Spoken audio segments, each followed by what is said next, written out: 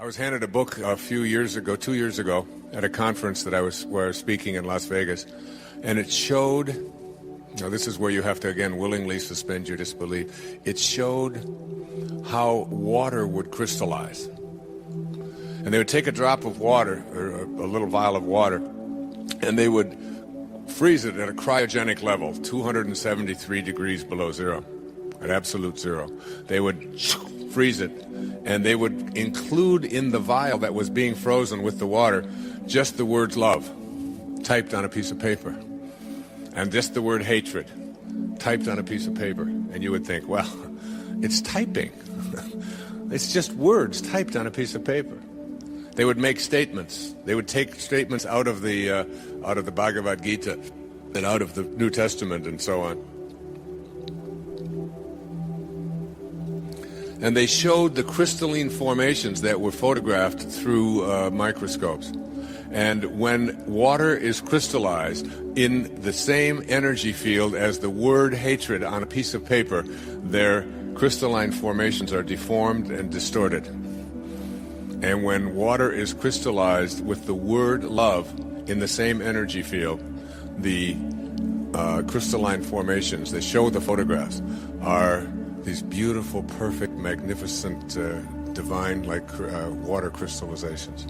That everything in the universe is energy and is impacted by the speed at which we calibrate. And all of us can raise the level at which we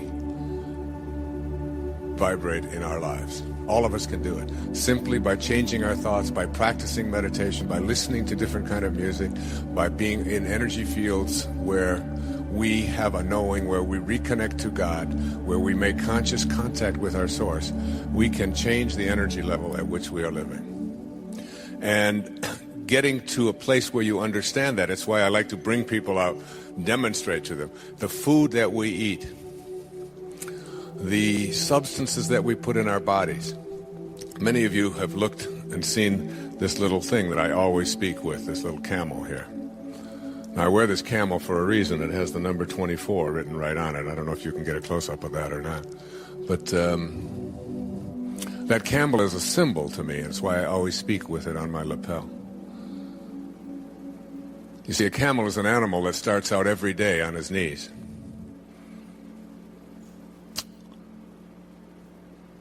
And he goes to bed every night on his knees. And he can go 24 hours without a drink. Now, that's something I have been doing for a couple of decades now. Going 24 hours without a drink.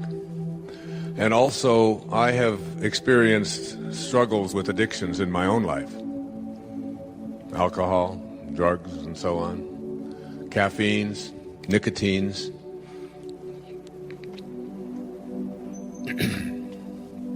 And I'd like to suggest to you, because I've noticed here in this group yesterday that there were a lot of you who were in that situation yourself. My teacher once said to me that if you want to reach the levels of being able to perform miracles and attract miracles into your life, you have to purify this temple that you live in. And your temple, the temple that you live in, is something that was intended into this universe with perfection. And any energy that comes into it, like yesterday I demonstrated the impact of aspartame and saccharin on the body. In 1,000 out of 1,000 cases in the eye of the eye, Hawkins describes how it doesn't make any difference whether the person knows or doesn't know. Whenever you put that artificial substance into your body, every time you drink a diet soda, every time you put something called Olestra or one of these weird substances that are manufactured in laboratories and put these chemicals into your body, you are weakening your body. And letting go of addictions and letting go of the belief that these are things that have more power over you than you have to let go of them is one of the energy levels below that calibrates below 200. Every time you light up a cigarette, every time you put substances into your body that make it go weak, you have left your source. You have left God. It isn't spirituality in this presentation here today is not about what church you attend and what scriptures you read.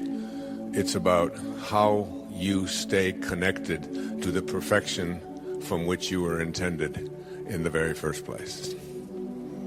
And I'd like you to really understand that.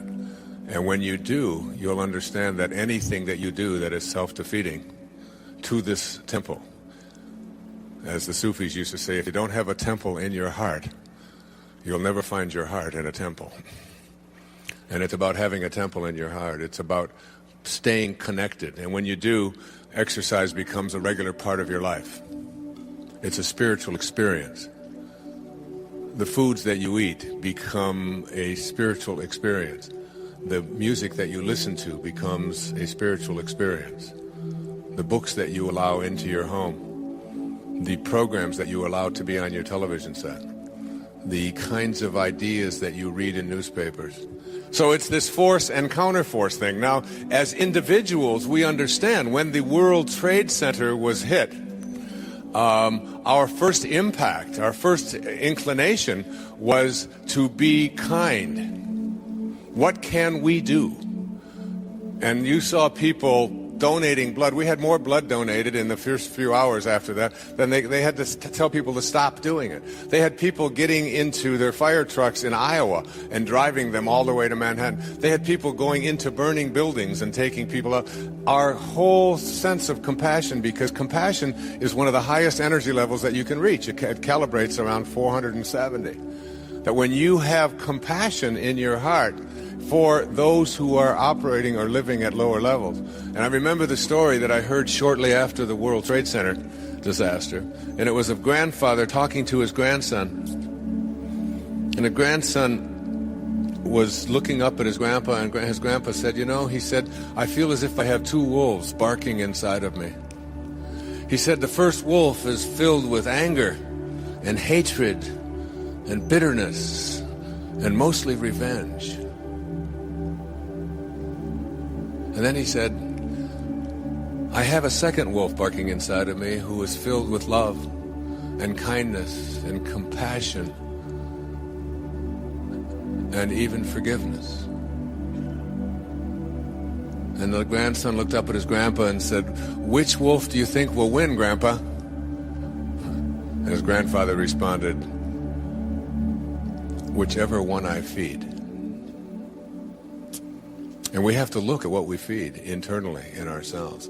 Because every time we use force, and what we were talking about at lunch today, it's like, what do you do, someone asked me, with a man who represents these lower energies, like a Saddam Hussein or an Adolf Hitler? What we do is we have to learn inch by inch that humanity has to grow, and that inside each and every body there are cells. And every now and then a cell will enter into the body that doesn't want to cooperate with the cells adjacent to it. It wants to start gobbling them up. We call these cancers. We call these illnesses. We call these arthritises. We call them blood diseases and so on.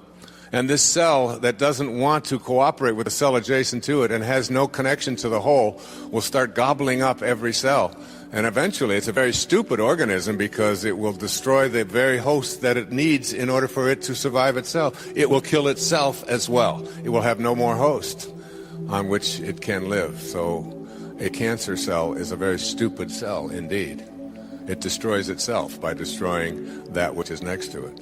But we don't go in and bomb the whole body. We just carve it out, or we isolate it. And today we need to have learned that there are ways to take people like this with mass communications and all of these wonderful things that we have, these satellites and all of this growth that we've had as a people, and we can take and pinpoint and isolate and use the awareness of the world to point to where this is taking place, and it can be isolated and set aside, and we don't have to go in and bomb the whole body to destroy it in the first place. And it's something that we have to learn, as I said yesterday when Einstein reminded us, that until we come up with an alternative to using force as a way of resolving our disputes, we are doomed as a people to destroy ourselves. We'll destroy ourselves. The weapons that we have put aside in order to resolve our disputes cannot even be used. Because if we explode them and the wind changes, it blows back on us the very thing that we are attempting to put onto our enemies. So it's a difference in a shift. Now, when we move from 200 up into the 300s and up into the 400s and 500s, what happens is we begin to make a shift away from force, and we begin to respond with higher and higher levels of awareness and higher levels of consciousness. And as we do, we make a shift in the impact that we have on other people. If you calibrate below 200 and 87.5% of the population of this world today calibrates below 200, which means that they, first of all, cannot make a distinction between truth and falsehood. They can be told that these are your enemies, this is who you are to hate, these are the people you are to kill, and there's nothing in there that offers them anything other than the obedience to go ahead and do that. 87.5% of the people use force and have a counterforce. They're constantly, every time they're in a field of force, they use a counterforce. When you begin to move your energy level above 200, you shift and make a difference in the impact that you have on those people around you.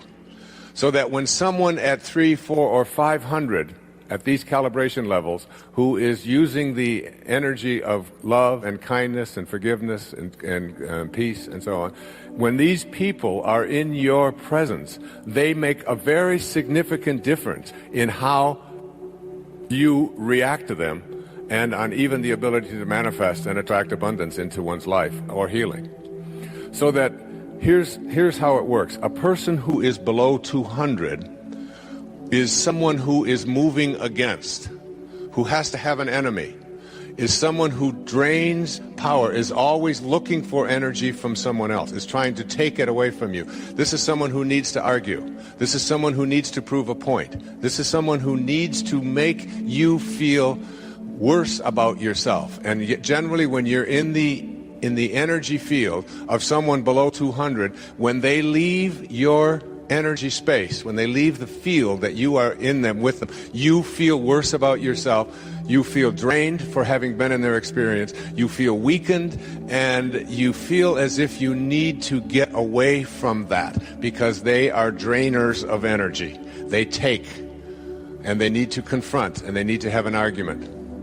Now, the difference is that a person above 200, particularly in the 300 and 400 range, is a person who never drains, but instead is someone who supplies energy. And when you're in the energy field of someone like this, they make you feel better about yourself. You not only feel better about yourself, but for having been in the presence of that person, you feel energized rather than having been depleted of your energy. Do you see the difference? You feel as if you can do things. You feel as if there's nothing that can stop you. You feel as if you've been awakened. You feel as if everything is going to work. And you have a sense of faith and a sense of beauty and a sense of knowing that there's goodness in the world. But mostly you have a good feeling about yourself. And it's all because of being in the energy field of someone who calibrates to a higher frequency. They don't take, they give. They don't argue, they supply. They don't want from you, they offer you. You come to realize that there are no accidents in this universe. Everything that takes place have the pieces moved around by something bigger than all of us.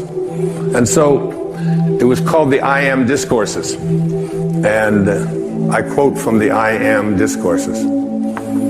The first expression of every individual everywhere in the universe, either in spoken word, silent thought, or feeling, is I am. Recognizing its own conquering divinity. The student, me, you, all of us. Endeavoring to understand and apply these mighty yet simple laws must stand guard more strictly over his thoughts and expression, in words or otherwise. For every time you say, I am not, I cannot, I have not, you are, whether knowingly or unknowingly, throttling that great presence within you. You must be conscious of how you use these words. I am strong. I am well. I am content. Even if your senses tell you something different, I am. And as we move now into the meat of this program, you'll see that putting the words I am in front of something into your mind and imagination is a very powerful way to attract into your life, recognizing your own divinity. Particularly the work of Neville and the work of U.S. Anderson and the I Am discourses. I came up with, in putting that all together, what I call five wishes fulfilled foundations for being able to attract into your world and become the kind of person that you expect yourself to be. Remember what I said about the quote on the wall of the swimming pool. If you want to accomplish anything, which means to become an extraordinary level of consciousness person, you must first expect it of yourself. You must see yourself and be unafraid to say to yourself, I am connected at all times to my source, to the divine mind, to the Tao, to God, to that which is the creator of all. I am a part of it. And the first of these five foundations I call imagination. Imagination. Many of our greatest thinkers have spoken about the power of imagination. William Blake said that what is now proved was once only imagined. Now think about the importance of that. If you want to have something show up in your life, the kind of person you would like to become, manifest something new into your life, something powerful, whatever it might be, you obviously must first be able to imagine it. Your imagination. This is yours and yours alone. You can place anything into your imagination that you want to place there. Independent of what anybody else says about it, independent of what your senses tell you, independent of all the evidence that may be to the contrary, you can place into your imagination an I am that represents what you would like to attract into your life and make it come into fruition. Einstein's most famous quote, one of his most famous observations, he said, imagination is more important than knowledge. Knowledge is limited. Imagination encircles the world. Placing these I ams into your imagination, I had some of you I'm sure know about it because it's been all over the papers and so on, a diagnosis of leukemia a couple of years ago. And for a while, I kind of began to believe some of the things that were being told to me about what happens when you have this particular kind of leukemia. And I have instead, in the last year or so, had some of the most amazing, astonishing things happen into my life, where I have felt I was just so alive and so strengthened and so fully connected to my source, knowing. I mean, basically, I have a knowing in here that life itself is a sexually transmitted terminal disease, okay? I mean, that's basically the fact, all right? So I'm not saying that all you have to do is put into your imagination an I am that says I am and you're going to live forever. That isn't, but every moment that you do have until you are called can be a moment of exquisite, extraordinary power living from that place. And that's the decision that I made. I have never felt so powerful as I have the last several years, since I recognized the power that I have in my imagination to place something there and live from it. Einstein once said, if you want your children to be intelligent, read them fairy tales. If you want your children to be more intelligent, read them more fairy tales.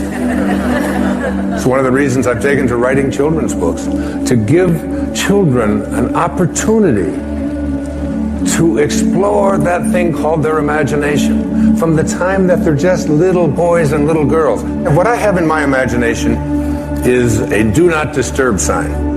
And it's like mentally inside, I've placed that in there. I do not anyone to disturb or try to change around anything that I have placed in there about what is possible for me. So you never want to place into your imagination any thought that you would not want to materialize. You never want to allow in your imagination to be contaminated by the way life used to be. Your imagination is yours. Don't let any other people influence you. Never allow people's ideas about what is possible or impossible for you to occupy your imagination. I've called it, throughout my life, I've called it being a scurvy elephant. When I was in the 3rd grade, I was living in a foster home out in Mount Clemens, Michigan, and I came home from school and I talked to Mrs. Scarf, and I said, Mrs. Scarf, what's a scurvy elephant? And she said, where did you hear that? And I said, I don't know, Mrs. Poole, my 3rd grade teacher, was talking to the principal, Mrs. Smith, and she said Wayne Dyer was in his classroom and called me a scurvy elephant. So she got on the phone and she called up, and the principal said, oh, that's Wayne. He gets everything mixed up. She didn't say that he was a scurvy elephant in her classroom. She said that he was a disturbing element in her classroom. A disturbing element is someone who has in their imagination the possibility that they can do anything, that all things are possible. Again, it's one of those great lines from the New Testament. With God, all things are possible. Now you tell me, what does that leave out? What does all things are possible leave out? That doesn't leave out the possibility that we can defy gravity, that we can soar, that we can heal ourselves, that we can create magnificent prosperity in our life, that we can change the world. I said at one of the breaks here to the audience here tonight, I really believe that if this message gets out there into the world, we can shift the consciousness of this planet. If enough of us begin to believe, we're placing into our imagination a world that we want to live in that has no limitations and that is based on living from a place of love and kindness and God consciousness and spiritual awareness, divine mind at work. I believe it's possible. If enough of us begin to believe that we can create that kind of a world, if public television can put on these kinds of programs, which is why I am a part of public television, because this is what they broadcast. This is what comes into our homes. The energy of all things are possible, not the energy of violence and hatred and, and all of the silly stuff that you see so frequently on commercial and cable television, especially the violence and especially the rude communication between young children and their parents and so on. You don't see that here. It's why I'm here, raising money for this station and all public television stations. Einstein, once again, this man of imagination, said logic will get you from A to B, but imagination will take you everywhere. That's the first of these wishes fulfilled foundations. The second foundation is very significant and very important. I call it living from the end. This is one of the harder ones for people to get, but I'd like you to go again to the New Testament. Look at Romans 4:17. In the presence of him whom he believed God, who gives life to the dead and calls those things which do not exist as though they did. And calls those things which do not exist as though they did. Those are very important, significant words.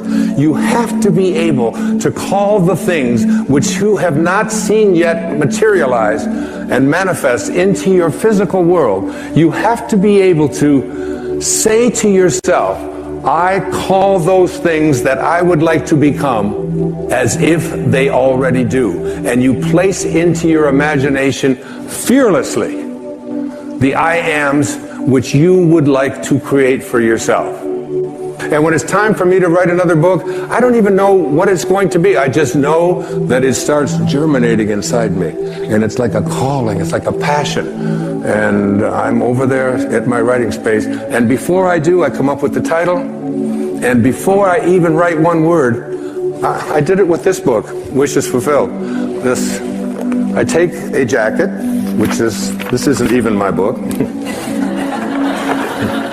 And I take this jacket and I ask the art department at Hay House if they will please design a book with this title. And I put it around another book, which I have done, and I set it on my writing space next to Ralph Waldo Emerson and Jesus Christ picture and Paramahansa Yogananda and my children and the people that I love deeply and profoundly in my life. And I look at it with 3 white candles that I light every single time I sit over there. And I look at that jacket. And it's as if I call those things, the book does not exist. I call it as if it did. When my leukemia diagnosis came in, the information that was sent to me continuously was, it's incurable.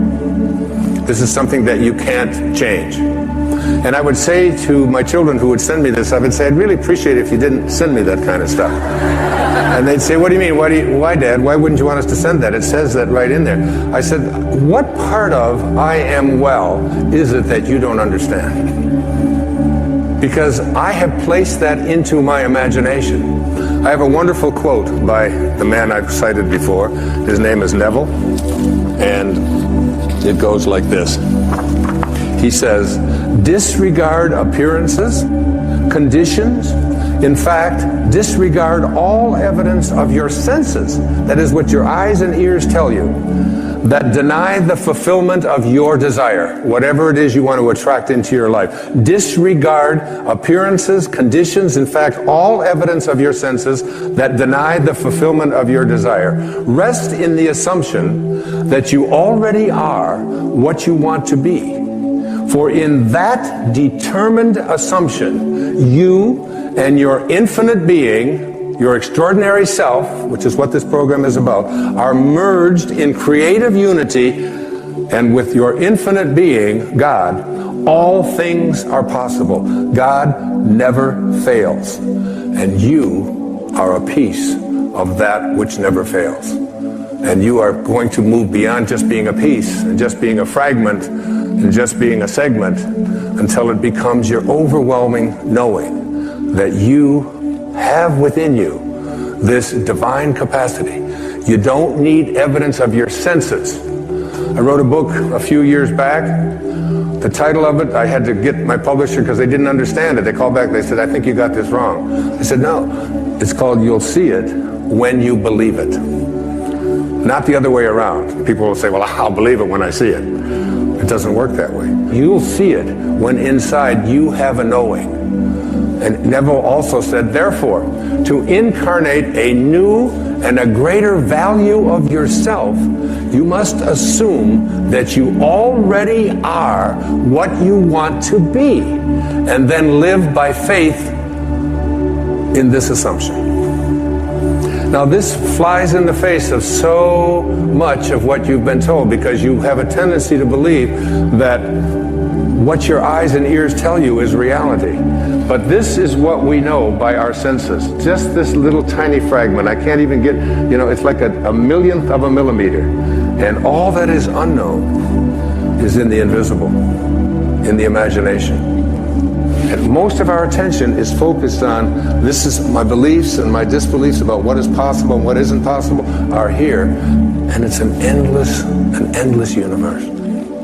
So placing I ams into your imagination is one thing. It's an intellectual act.